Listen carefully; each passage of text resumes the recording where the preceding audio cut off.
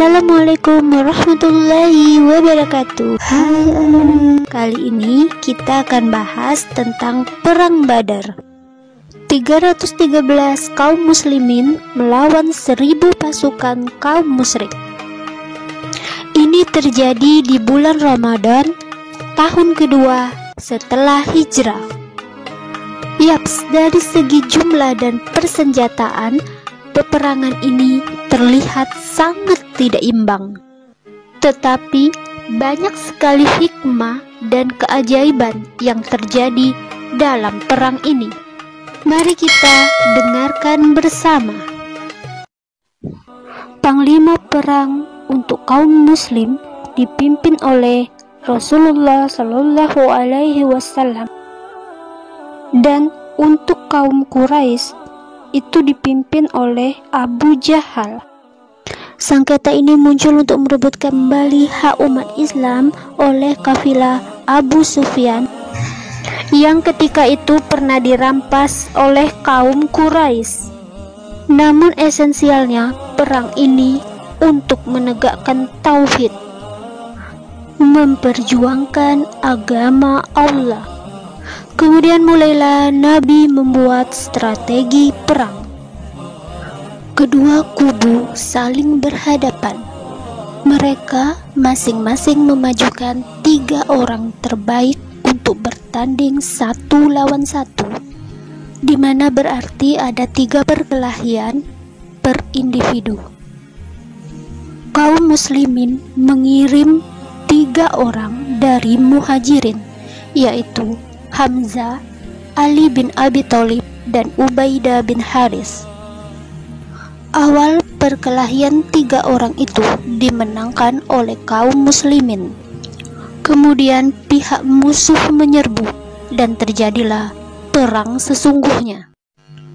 Inilah hiruk pikuk perang di lembah Badar.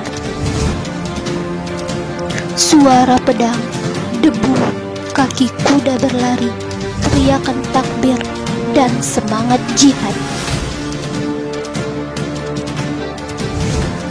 Kemudian hening, gemuruh, dan suara hiruk pikuk tadi hilang. Perang pun usai. Pertempuran ini berakhir dan dimenangkan oleh kaum muslimin.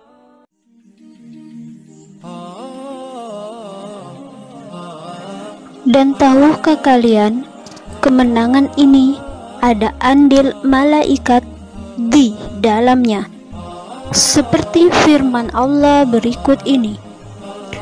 Ingatlah, ketika kamu memohon pertolongan kepada Tuhanmu, lalu diperkenankannya bagimu. Sesungguhnya aku akan mendatangkan bala bantuan kepadamu dengan 1000 malaikat yang datang berturut-turut. Quran Surah Al-Anfal 9. Pada petikan surah ini bisa kita lihat bahwa memang benar Allah menurunkan 1000 malaikat untuk perang Badar.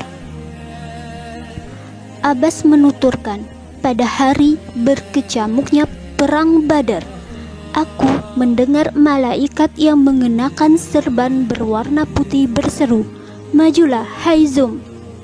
Ibnu Al-Athir menerangkan dalam An-Nihayah bahwa Haizum adalah nama kuda malaikat Jibril. Seorang tentara kafir mengatakan, "Demi Tuhan, yang memukul kami bukanlah manusia. Kami merasa ada yang memukul, tetapi kami tidak tahu dari mana datangnya. Yang kami tahu, tiba-tiba ada kepala terpenggal dan terpisah dari badannya." Seseorang bertanya, bagaimana cara membedakan serangan malaikat dan serangan manusia? Maka lihatlah apakah ada bekas luka bakar. Padahal di sana tidak ada senjata api. Pasukan muslimin begitu gembira dengan kemenangan ini. Rasulullah berkata, ada yang lebih besar dari perperangan ini. Apakah itu, ya Rasulullah? Yaitu perang melawan hawa nafsu.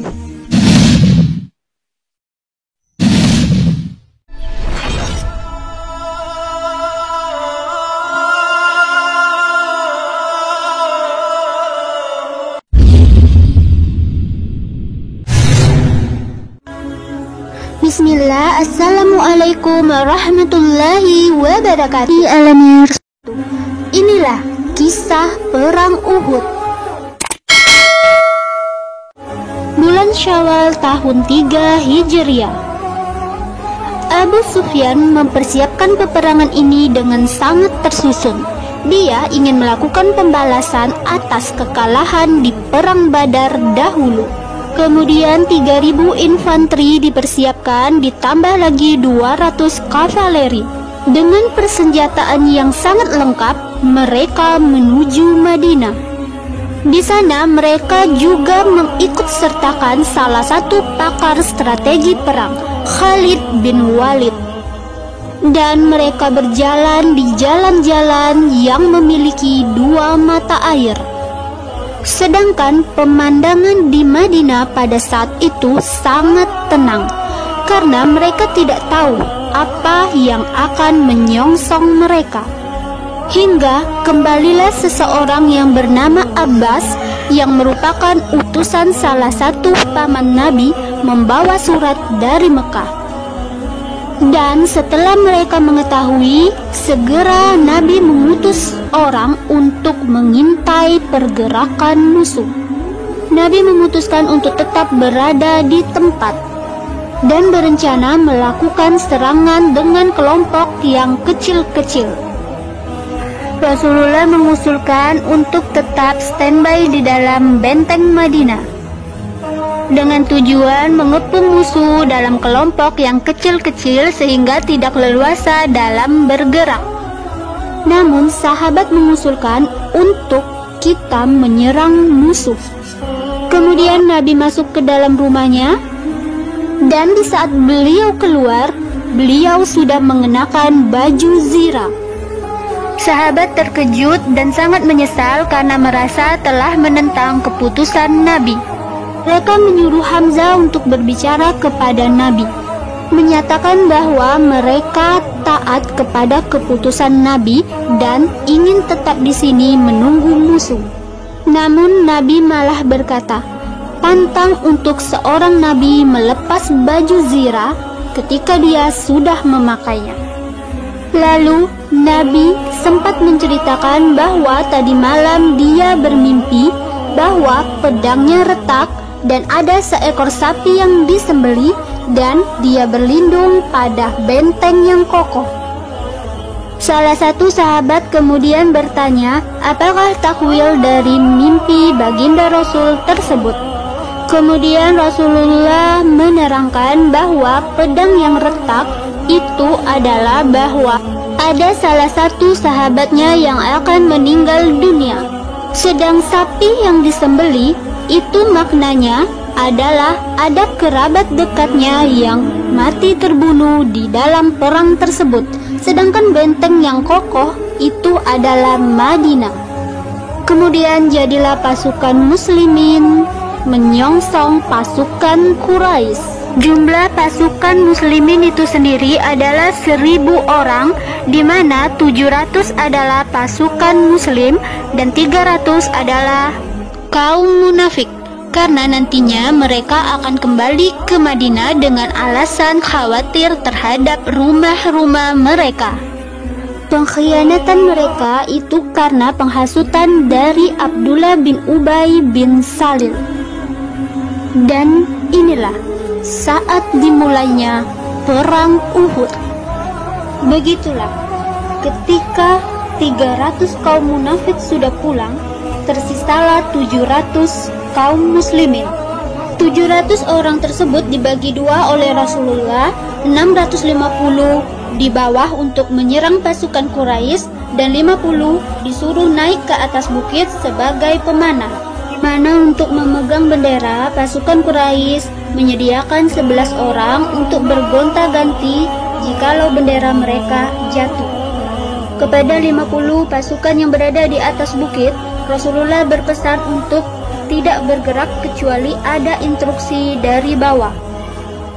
Ketika perang sedang berkecamuk, ada 4 orang khusus yang ditugaskan oleh Rasulullah untuk mengintai si pemegang bendera Quraisy. Sehingga 4 orang itu berhasil berturut-turut menjatuhkan 11 bendera Quraisy. Sedangkan yang di atas bukit, yaitu pemanah, sekali mereka melepaskan pemanah, itu ada 50 panahan, sehingga kalau tepat sasaran berarti ada 50 orang yang mati. 4 orang yang bertugas untuk menjatuhkan bendera tersebut itu adalah Hamzah, Zubair bin Awam yang merupakan ponakan Hamzah, anak Sofia, saudara dari Hamzah, kemudian Ali bin Abi Thalib, dan satu lagi Hashim. Serangan dari darat dan panahan yang bertubi-tubi dari bukit terus-menerus membuat pasukan Quraisy lintang pukang kocar-kacir. Pasukan di depan mundur ke belakang. Mereka semua menyelamatkan diri masing-masing, meninggalkan teman-temannya yang luka dan meninggal. Bahkan saking takutnya mereka meninggalkan semua harta mereka. Di sisi atas bukit, pasukan muslimin melihat dari jauh bahwa pasukan Quraisy telah pergi menjauh, sedangkan tertinggal banyak sekali harta-harta mereka. Dan pasukan muslimin segera turun dari bukit untuk bergegas mengambil harta-harta Quraisy yang ditinggalkan oleh pasukan tersebut. Ibnu Jubair menyatakan pada pasukan muslim bahwa mereka tidak boleh turun ke atas bukit karena belum ada instruksi langsung dari Rasulullah. Tetapi mereka tidak menghiraukan dan tetap turut. Ya, mereka semua turun ke sana. Di sisi bawah dari pihak Quraisy, Khalid bin Walid melihat kejadian turunnya pasukan muslim dari atas bukit. Khalid yang memiliki ilmu perang mengetahui bahwa turunnya pasukan muslimin dari atas bukit adalah sebuah kecerobohan. Karena ketika mereka turun, maka tidak akan ada lagi serangan dari atas berupa panahan. Kemudian dia mengajak pasukannya untuk mengelilingi gunung Uhud dari belakang sehingga menyerang balik kaum muslimin. Ketika serangan Quraisy yang dadakan tersebut, orang-orang yang turun dari atas bukit tadi merasa terkejut. Akhirnya terjadilah perang kembali. Pasukan Quraisy bahkan ingin menyerang Rasulullah secara berkeroyokan sehingga banyak sahabat dan pasukan-pasukan muslim menjadi perisai untuk Rasulullah. Mereka melindungi Rasulullah. Akhirnya akibat kekacauan dalam perang ini ada sekitar 70 orang kaum muslimin yang meninggal. Pada perang inilah gigi Rasulullah SAW tanggal, bahkan ada rumor Rasul telah meninggal, hingga membuat pasukan muslimin ciut dan patah semangat. Salah satunya yang mati syahid adalah paman Nabi sendiri, yaitu Hamzah. Inilah perang Uhud yang nyaris menang tetapi malah jadi buyar karena pasukan mengabaikan perintah Rasul. Walaupun nantinya 1 hari kemudian akan ada pembalasan, yaitu terjadi pada pertempuran Hamra al-Asad, di mana pasukan yang luka-luka disuruh Allah kembali ke medan perang menyerbu lagi, hingga pasukan musuh takut dengan tekad dan keberanian muslimin. Cukup sekian sejarah untuk perang Uhud.